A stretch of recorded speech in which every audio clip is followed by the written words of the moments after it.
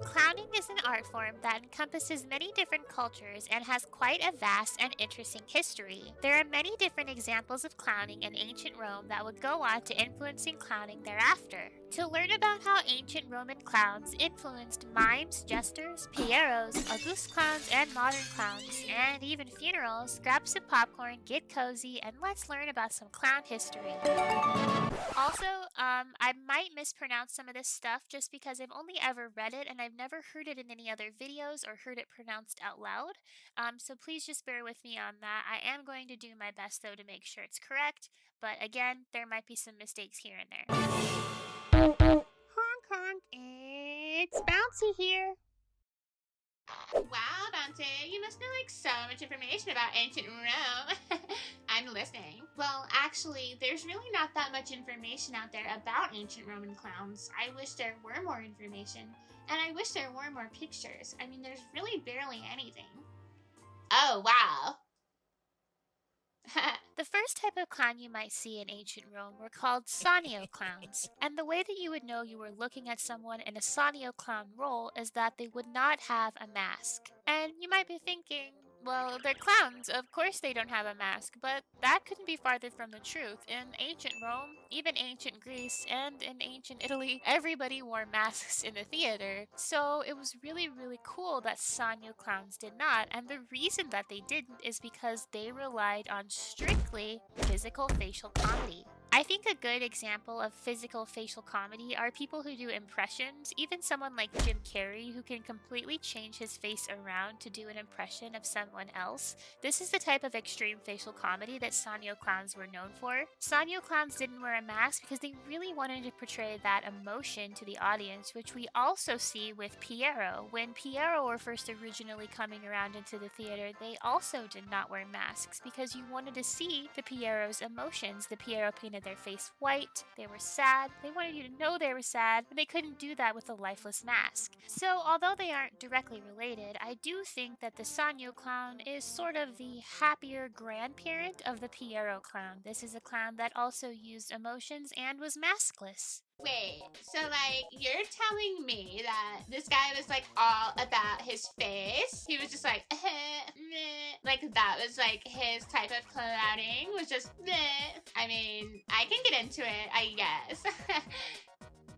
Go on. Stupidest clowns. Yes, they really are called stupidest clowns, and much like the name implies, they were considered the fools and mimics of the Roman clown types. However, these clowns were not stupid. These types of clowns would often mimic others, and there wasn't much that was off limits for these types of clowns to joke about. In fact, they often joked about current scandals and things that people were gossiping about, and they also engaged in slapstick comedy during burlesque fights. Stupidest clowns were known for wearing long pointed hats and colored outfits, which is definitely something that we see in modern clowning today. Stupidest clowns were definitely trend-setting. I mean, what do you mean you had a pointed hat and a colored outfit before everyone else? I see you, trendsetter. I see you, stupidest clowns. Not only were they running around with pointed hats and colored outfits and setting the stage for what clowning would be much later in life, they had shaved heads.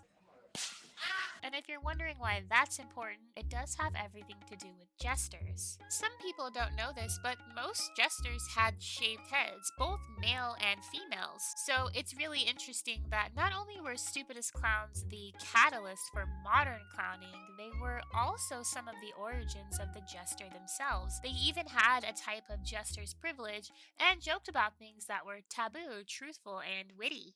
Like, if you guys called me a stupidest clown, I don't know. I think I would be pretty peeved. Well, being the stupidest clown wasn't what it sounds like. It was just a way to describe their type of comedy. They weren't actually considered stupid. Okay, but if you called me stupidest, that's rude. I see where you're going, but I wouldn't call you stupidest. Good. Yeah, good. Because like I had a friend named Ashley and she called me stupidest. And like I honestly like I hope she's doing bad. Like, okay, well, we'll save that for therapy. Okay, like I'll talk to you guys later about it. Even the cat knows like how Ashley treated me. Skura clowns. To explain Skura clowns, I think I should briefly go over clown hierarchy. When it comes to traditional clowning on the stage, the different types of clowns that you're looking at usually have different roles that they fulfill. To just quickly and efficiently explain it, the white-faced clown is like the big boss clown, and he's the one making all the smart moves. He's the one that's going to be throwing the pie. Meanwhile, there are types of clowns that are going to be taking the pie, like the Auguste clown or the hobo and tramp clowns. Basically, within clowning, you kind of know, based on the role of the clown, what they're going to be doing in their comedy act. And the clown's appearance also signals to the audience what type of clown that they are within that role. The white-faced clown almost always looks much more regal and put together, whereas an Auguste clown will look a lot more childlike and simple, and you can just tell from them standing next to each other, one of them is calling the shots and one of them is listening to the shots. So, Skura clowns were considered a lower class clown in the Roman clown hierarchy. These types of clowns were down on their luck clowns who used their odd physical traits to get laughs from others at the expense of their own misfortunes. Skura clowns are actually where we get the word scurrilous from. Skura also means a joker, clown, or jester in Latin. This type of humor and using your own misfortune as a tool for comedy is one of the earliest examples of hobo and tramp clowning and Auguste clowning. Where do you get your sense of humor from? My father passing away.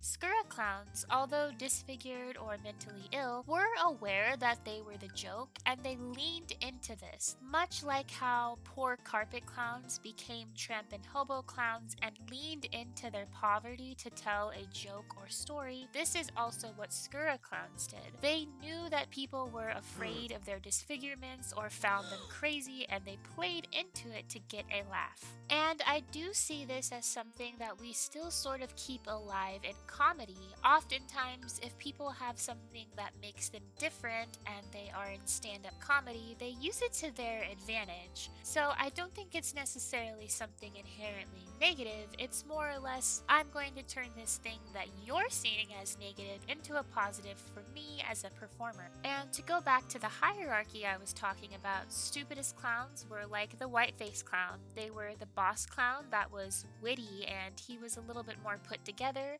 whereas the Skura clown was down on his luck and just taking orders from the stupidest clown, and all of the different interactions that they got into had to do with that hierarchy and dynamic that they had between both of them. So the Skura clown and the stupidest clowns are both ancient examples of clown hierarchy that we see today between white-faced clowns and Auguste clowns or tramp and hobo clowns. So, if you were like down on your luck and you just like told everybody like, you guys, I'm down on my luck, like that's how you would be like a Skura clown? Yeah. Oh. I mean, okay, that's not really my vibe, but okay. I get like where they're coming from or whatever, but I don't know. Like, I don't think I would put all my business out there, you know? Like, that's like if I just told everybody like, name your puppet Funfetti, and I was like, that's not my name. I wouldn't like have a comedy act where like it's like, welcome Funfetti, you know what I'm saying? Like I'm not really Skura about it.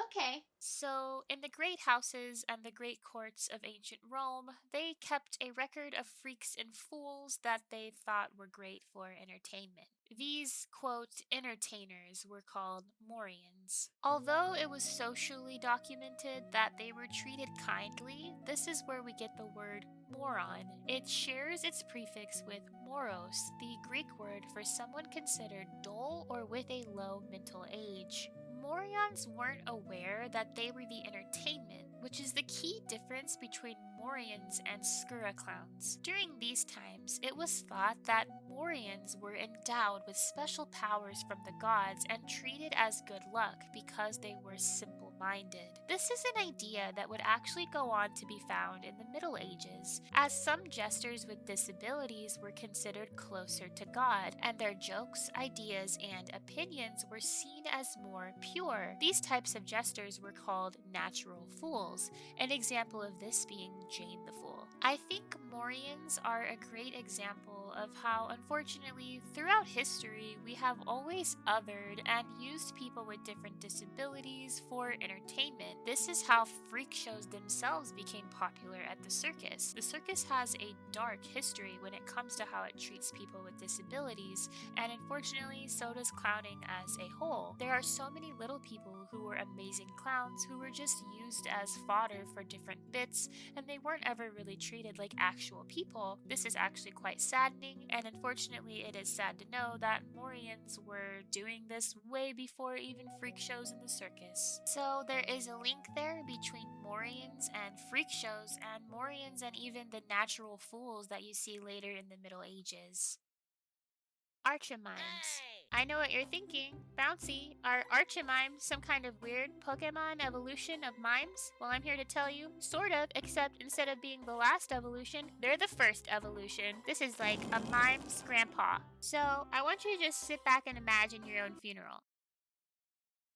Imagine your own funeral. Now imagine there's a guy at your funeral dressed just like you with your favorite clothes on, saying your favorite bits of all time, talking like you, walking like you, making your family laugh, and as they are taking your body to bury it, well, in ancient Rome they were burning it, but as they're taking your body through the street, this person is just walking behind your dead body, doing these hilarious bits. Archimimes are funeral clowns. You see, Archimimes took from Stupidest clowning, which, like Stupidest clowns, they mimicked others. Actually, they would mirror others. And they mimicked not only at first the living, but the dead. And this was a practice that started in the theater for fake characters. But it caught on in actual real life, and rich people started to hire these types of clowns for their funerals. And they were paid extremely well. So, not only were they making fun of the rich people that died, they were also getting a bag off it. Like, really think about that. Like, imagine right now your favorite celebrity died, and then you made a bajillion dollars. I'm just kidding. And you were, like, popular for it. Like, you were, like, the guy that everybody went to. Amazing. Just amazing. What a cool career to have in ancient Rome. According to Roman historians, Appian of Alexandria, Gaius Suetonius Tranquillus, and Emperor Vespasian, and Emperor Julius Caesar all had Archimimes perform clowning at their funerals. So Julius Caesar, the Julius Caesar, had a funeral clown. Think about that. There was a little guy dressed up as Julius Caesar next to dead Julius Caesar at Julius Caesar's funeral. I love history, because what the heck? Like, that's okay.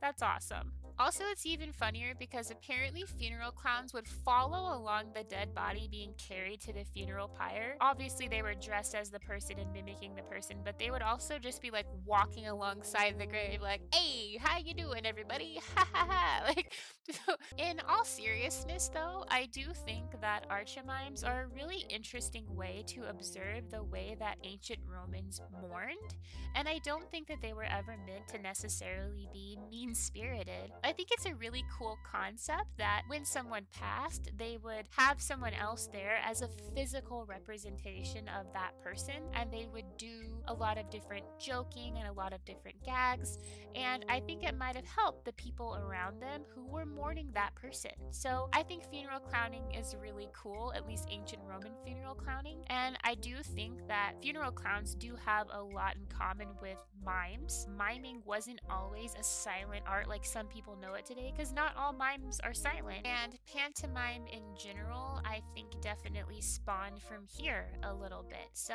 I think it's really cool that funeral clowns are sort of connected to mimes, and mimery and pantomime in general as an art form was used as a form of mourning. You're telling me that, like, if people, like, died, like, they would just get roasted at their funeral for free? Oh my gosh. Like, I knew a girl, Brittany. Brittany got roasted at her funeral pretty bad. But that was because she took Ashley's boyfriend. So we were, like, laughing. But I need you to know, like, she was not a good person.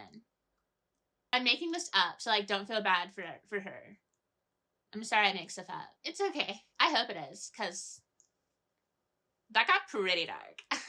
Balatro. I'll be honest, I have included this as a little bit of a bonus segment because I know you guys are playing Balatro. And now you're going to be able to have a little fun fact about Balatro you might not have known. So, although all the types of clowns that I've mentioned already would go on to shape clowning and miming and jesters of the future, there was also a specific type of Roman jester, and they were called a Balatro. And they were basically a paid buffoon that would heckle the tables of the wealthy that hired them. If you put it in modern times, think about the like roast of TV show, you know what I'm talking about, like on Comedy Central. Like that's sort of what Balatro did. They were like paid to like roast rich people. And honestly, like hearing about ancient Roman rich people, like I guess they really like to like laugh at themselves because they were like, do it at my table at dinner, roast me, and also roast me at my funeral. But Balatro were basically just paid to make fun of wealthy people, and the wealthy people paid them for that. They were a hired comedian. So now you know about Balatro. If I was a Balatro jester, like, I feel like I would have, like, such a good ability. I would be, like, so glad too. Well, I'm really glad that you're not a Balatro jester because then you wouldn't be here with me. I don't want to be here with you. Okay. Yeah.